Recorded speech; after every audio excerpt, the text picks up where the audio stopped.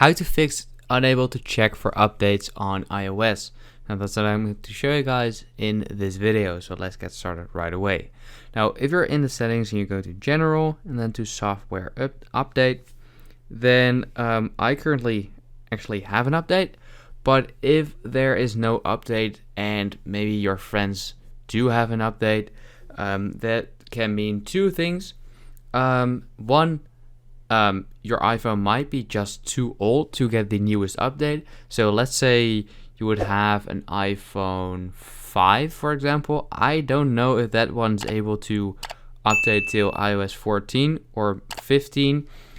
So yeah, that can just mean that your iPhone is like too old to get the new update.